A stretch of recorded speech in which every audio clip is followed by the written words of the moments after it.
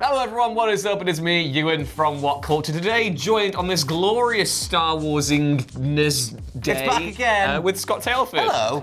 Two people with very contrasting takes on the Star Wars franchise over the past few years, but whatever. We're here to bury the hatchet and the beauty of Star Wars, isn't it? Exactly, of putting your lightsaber and going and then clashing and then doing that. We are Rey and Kylo because uniting the again. last Rise of Skywalker, I like that. The last Rise of Skywalker trailer came out last night for us. Obviously, it was the evening in the States, and we watched it this morning. And I did a little wee because I'm very excited. I got goosebumps. I had a little bit of a cry as well at different points of the trailer because this isn't just closing the chapter on the most recent trilogy. It's closing the chapter on 4 decades worth of films that have been with us since we were children. And I don't know about you, but whenever I hear the bugles and the brass and the strings, there's something about Star Wars that's so immediately arresting that takes me back to being like 3 and plant myself right in front of the TV screen and reading out the crawl. And I'm here. I do love how much, obviously, like you said, it's multiple generations at this point. The music in this is phenomenal. I think we'll break a few things down. We can come back to kind of like what it means in terms of the end of the saga, because I don't believe that for a second. Especially because they said the story will continue. Well, they're gonna do, I think it's the end of the Skywalker saga. Maybe. But in terms of the stuff that's there,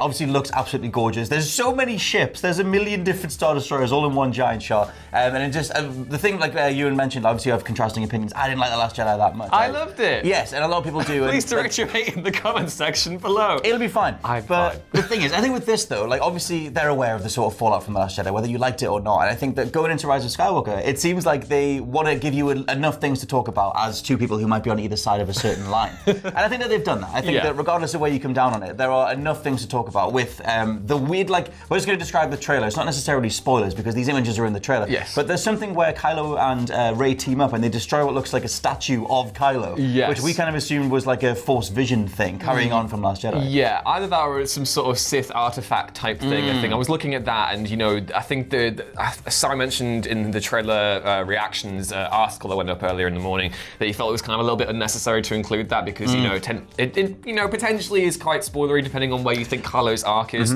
For me, coming out of The Last Jedi, I really want to. I was a little bit apprehensive when he glued back the helmet together because I think the whole idea is with Kylo is that there's all this talk about him being redeemed or whatever. I definitely don't want to see that. I think the whole point is that some people can't be saved. Some people will just embark down a path of pure darkness, and that is how you have to deal with them. And Kylo, I think, at the end of The Last Jedi, was fully committed to this his own identity. But again, I can also read into it in a different way and think him forging the helmet back together is him regressing back towards the darker side.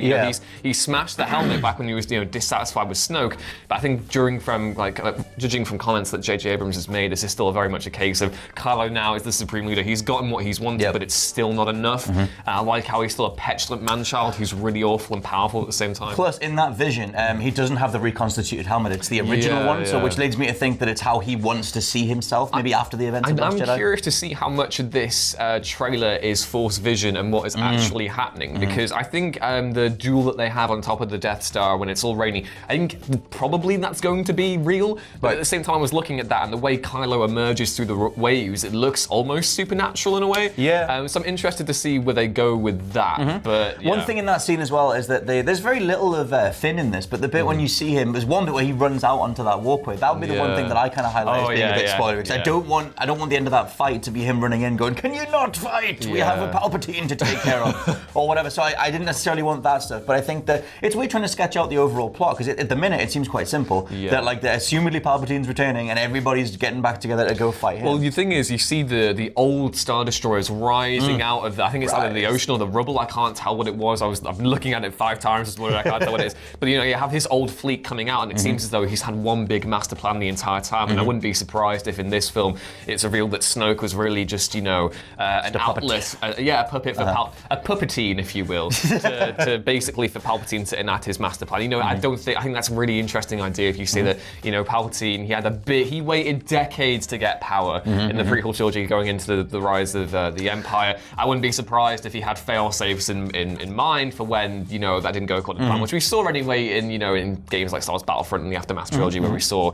his the rebel, his influence the carrying Empire on. still carrying. What do you think, in terms of the split between, is there a potential that Palpatine is alive and he's 113 years old, or he's just a ghost? Because we see the side of his hood. Yeah, I think the thing with this, I wouldn't be surprised if maybe that's going to be a hologram underneath the hood, or maybe that is going to be. I think the more logical answer is that he's going to be a Force ghost. I would really like that. I like the idea of him not necessarily reconstituting in a physical form. He could fight Force Luke. He could actually. That would be interesting. I might take that. He might take that. I think either that, or the thing that I'm worried about is maybe he'll have a clone body and he'll have re-inhabited that clone body, which is the stuff we saw in the old expanded universe, which had its ups and downs, but I wasn't personally here for all the cloning that went on after episode 6. You know, Luke turned to the dark side and there was a Palpatine clone. You want another Palpatine clone? Here's a Palpatine clone. I wasn't really down for that, but at the same time, I thought that shot of him advancing on Rey in that creepy hover chair was really quite horrific. I'm really scared. He looked like Mecha Palpatine. I feel like I'm back to being 5 and asking my parents to fast forward the bit where he's lightning Luke, and I'm just there like, no. I think in terms of the other stuff that we saw, obviously, like Poe gets very little screen time as well. Poe was my favorite character coming out of Force Awakens, and obviously didn't get that much to do in Last Jedi, so I hope he gets more to do in this. Yes. And obviously they've shown a lot of what will assumedly be the big final battle, and they've really ramped up the scale. Just the amount of ships and the amount of people in it and everything else. I think one of the things we'll look back on once the sequel trilogy is over is how much, for better or for worse, it really not aped, but it kind of mimicked the structure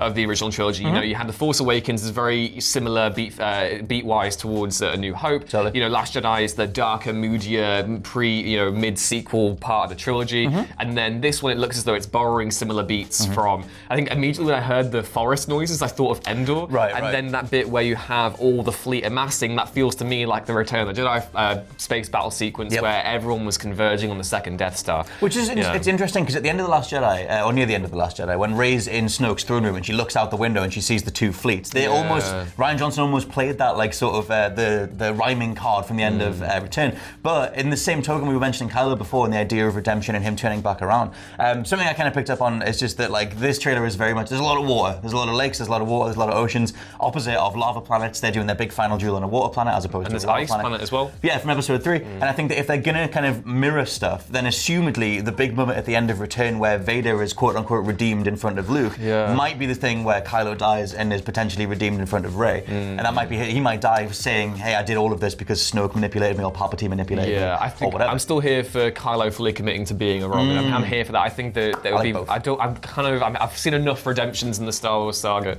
And I think the whole point with Kylo should be how much toxic legacies can corrupt people and how they can really embark down on a dark path. And I would like to see resolution there. I don't necessarily think Kylo deserves a happy ending. No, I don't think he deserves one. It's weird because I think that as much as on Last Jedi, I love Kylo in that movie, and I love the way that he ends just broken and realizing what he's done. And I think if he's made that bed, it's like, do you lie in it or do you try and fight against it? And I'm curious what they do with him, especially just the way that JJ writes scripts is not as nuanced as someone like Rian Johnson. So I think it'd be interesting to go, if they try and do a more big blockbuster route with that character again, then I think in the way of this trailer, in terms of revealing new stuff, I was wanting to see more of the newer characters. I think the poster that came out this morning, they had a really cool shot of, I've completely forgotten all the I know they announced them ages ago. Pistols. The twin pistols, the space pirate person with the twin looking space flintox, they look played really by cool. Kerry Russell. There's lots of really cool stuff that I feel as though we're yet to see. But there were some nice little Easter eggs for people who are really diehard fans of the franchise. If you notice in the final shot, one of the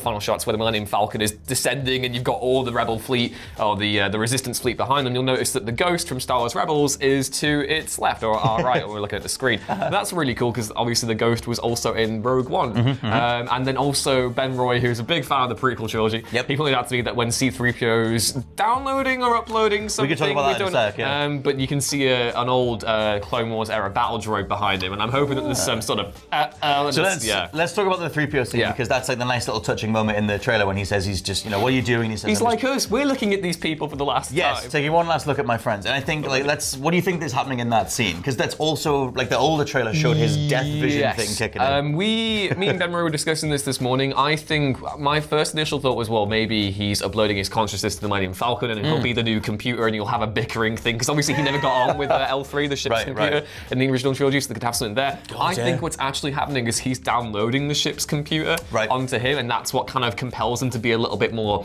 feisty and badass. And I think maybe the red lights coming on will be the ship's computer basically being like death mode. After years spent, which is weird to borrow a beat from Solo, but I definitely think there's something going on there where maybe given the battle droid is behind him, maybe he's downloading data from the old old Clone Wars era battle droids. Right. And you know, we're talking about the Skywalker saga and how much that means to the original trilogy. We've only seen a few nods towards the prequels, and I wouldn't be surprised actually if we saw something like that as a nice little nod to what happened there, bring into play with C-3PO. Yeah, and in terms of like how 3PO is sort of viewed in those movies, like he's definitely not a fighter. Like they do a whole slapstick thing in episode 2 with him getting dragged around the arena and whatever. So if you want to sort of like kind of mirror that stuff or go, hey look how far he's come, then you could let him go out in a blaze of glory or whatever the hell he's doing. The words sound pretty final, but I'm kind of a bit curious as to what they do. We can wrap back around to the sort of placement of it in the overall trilogy and stuff. Like, what are your sort of general thoughts on this being the final chapter? I'm very here for it. I'm a little bit emotional. Like I've really enjoyed all these films, and you know, like I said at the beginning, Star Wars just arrests me immediately. I can talk about how much I was apprehensive that maybe Rise of Skywalker was going to do with some of the changes The Last Jedi, you know, enacted. But I hear the music, and I'm just like, it's Star Wars. Like I can't wait to go watch this film again. I mean, I was always there, but like I can't wait, and I'm really excited to see how this film puts closes things off, and I'm also interested to see. I'm hoping that it's definitive. I know that we've got other trilogies coming forward, but I very much want this to be a massive celebration of this franchise, and I feel as though that's something Disney are probably keen on. I think, you know, as I say, it's not just the weight of closing one trilogy, but closing Star Wars as we know it. Yes. Which is a big deal. So I'm just hoping that the celebration is there. I want Carrie Fisher to have like loads of time in the spotlight. She has top billing in the poster. Yeah. I want Mark Hamill as Luke Ghost, and I don't know. There's so much I want to see in this film, and I'm just really excited. I just want to get in the theater and watch it with my family and have a great time. I like the positioning of Star Wars has become this like Christmas thing, which is kind of lovely. Celebration is the word that I would use as well, because like I said, for as much as I think The Last Jedi is this weird sort of divisive film, going into this, like for me, I was like, it's gonna feel like Damage Control the movie, but I think that, and for me, it does feel like that, but in a way that I don't not like. I think it looks fine. I think that they have enough elements in place for it to just have fun with a Star Wars film, and it's characters that I love to see. When Kylo walked out of the mist, I was like, yeah, all right, all right, a bit of that. Yeah, for that. Go on, and that's go on, Father, go on, go on, Father. So I might as well have a bit of that, and I think that, like, I'm curious as to this. There's got to be more to it. I think that JJ is the master of the mystery box, and he's never had to close something out before. He tends to set things in motion and just walk away from them, like Lost and Force Awakens and Star Trek and everything. He tends to set a bunch of things, a bunch of questions, and then go, you answer that, I'll be over here, you answer that. And I think it's interesting that he has to go back to something and actually tie something off. So I'm curious as to whether his answers are as satisfying to pick apart as his questions are. So for me, I'm super curious, and I think that this is a good final trailer. I'm psyched enough. Cool. Yeah, let us know your thoughts on the last Rise of Skywalker trailer down in the comments below. Are you excited for the new film, or are you a little bit apprehensive? After you've done that, please be sure to like, share, and subscribe, and head back on over to whatculture.com, where I'll be working on the trailer breakdown. You shall. Little secret juicy tidbits. So you can follow me on Twitter at Ewan Runes. Things you can follow Scott on Twitter at. I'm at /LP89. We'll see you next time. Bye. Bye.